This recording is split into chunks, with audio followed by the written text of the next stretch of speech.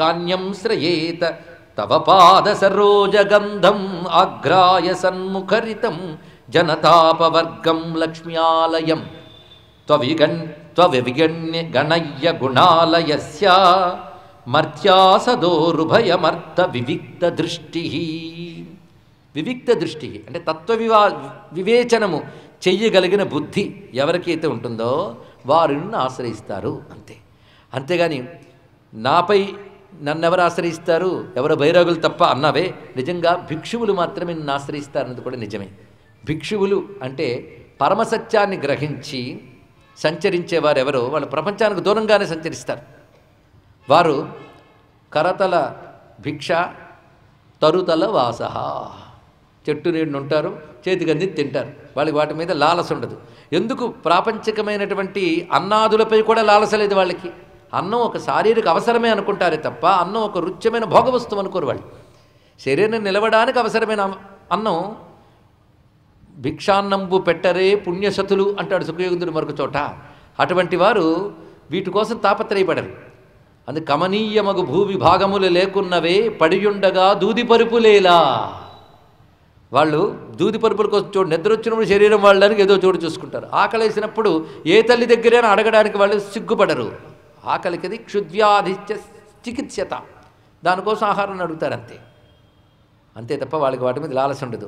అలాంటి భిక్షుకులు ఎందుకు వీటి మీద లాలస పెట్టుకోలేదంటే వీటి గురించి ఆలోచించే సమయం వ్యర్థం చేయకుండా పరమాత్మ గురించే చింతన చేస్తూ ఉంటారు. అందుకు భిక్షుకులే నిన్ను ఆశ్రయిస్తారనేది మాత్రం గొప్ప మాట స్వామి. అంతేకాదు నువ్వు శత్రువులను కృషింపజేస్తావు, అందులో సందేహం లేదు. నువ్వు పోల్చేవే వాళ్ళందరూ గొప్పవాళ్ళని, వాళ్ళు ఎలాంటి వాళ్ళో చెప్తున్నాను చూడు. నిన్ను కాక లోకాన్ని పట్టుకున్న వాళ్ళందరూ ఎటువంటి వారంటే స్త్రీణాం గృహేషు కర గోస్వ బిడాల భృత్యా. ఈ శిశుపాలుడు మొదలైన మహాత్ముల పేర్లు చెప్పాను. వాళ్ళు ఎలాంటి వాళ్ళంటే స్త్రీల ముంగిట తిరిగే గాడిదల వంటి వారు, ఎద్దుల వంటి వారు, కుక్కల వంటి వారు, పిల్లుల వంటి వారు. ఇది అన్నారు ఇక్కడ. చాలా గొప్ప విషయం ఇక్కడ. స్త్రీల ముంగిట అంటే స్త్రీల అనుగ్రహం కోసం తప్పించిపోయే మగాళ్ళందరినీ ఇక్కడ చెప్పాడండి. ఇక్కడ వాళ్ళు ఎన్ని రకాలుగా ఉంటారంటే కుక్కలాగా ఉంటారట, ఇదొక లక్షణం. గాడిదలాగా ఉంటారట, ఎద్దులాగా ఉంటారు, పిల్లిలాగా ఉంటారు. ఎందువల్ల నలుగురిని చెప్పలేదు, ఒకటి చెప్తే చాలు కదండి, మరీ వాళ్ళందరితో పోల్చేయడమా అంటే వాళ్ళ ముందు నువ్వు ఎలా ప్రవర్తిస్తావో దాన్ని బట్టి 4 రకాల ప్రవర్తన చెప్పారు. మొట్టమొదటిగా వాళ్ళు తిరస్కరించినా సరే వారి వెంట పడుతూ వాళ్ళని బతిమలాడుతూ ఉండడమే దాని లక్షణం, గాడిద లక్షణం అంట మొదటిది. రెండవది ఏదైనా భరించుతుంటారే దాని లక్షణం ఎద్దు లక్షణం అంటది. ఇక వాళ్ళని కాపాడుకోవడం కోసం తెగ తాపత్రయపడుతుంటారు ఎల్లవేళలా, కంటికి రెప్పలా, అది కుక్క లక్షణం అన్నారు. వాళ్ళు దయతలిసి ఏది పడేస్తే ఆ ఉచ్చిష్టం తింటారు కదా, అది పిల్లి లక్షణం అన్నారు. 4 రకాలుగా స్త్రీల ముంగిట పడి ఉండేటువంటి వాళ్ళు. దీని అర్థం ఏంటంటే కామాసక్తితో తిరిగే పురుషులు అని అర్థం ఇక్కడ. అందుకని స్త్రీలని తగ్గించాడు, పురుషుల్ని మరీ అవమానించాడని ఇరువురు కూడా బాధపడిన అవసరం లేదు. ఇక్కడ చెప్తున్న అంశం ఒక్కటే, కామాసక్తితో వాళ్ళు ఎలాంటి పశు ప్రవర్తనలో కూడా వెళుపుతున్నారు. ఒక్కొక్కసారి ఆలోచిస్తూ ఉంటే పశువుల కంటే భిన్నంగా ఏమైనా ప్రవర్తిస్తున్నామా? అవి ఒక పదార్థం కోసం ఎంత ఆత్రపడతాయో.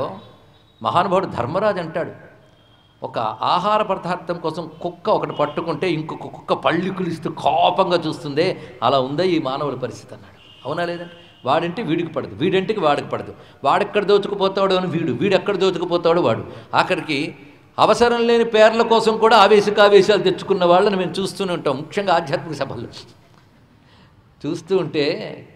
పశ్వాదులకు భిన్నంగా ఎవరున్నారు ఇక్కడ? ఎందువల్ల? నువ్వు తప్ప మిగిలినవన్నీ పట్టుకోవడం వల్ల. నిన్నే పట్టుకున్న వాడికి ఇవేవీ లేవు కదా. అందుకు నువ్వు చెప్పిన శిశుపాలాదులు అన్నారే, వాళ్ళందరూ ఇటువంటి కుక్కలని, గాడిదలని, ఎద్దులని తెలుసుకుని వాళ్ళని నేను వరించకుండా నిన్నే వరించాను తప్ప తొందరపాటుతో వరించలేదు. ఇంత చక్కగా చెప్పింది.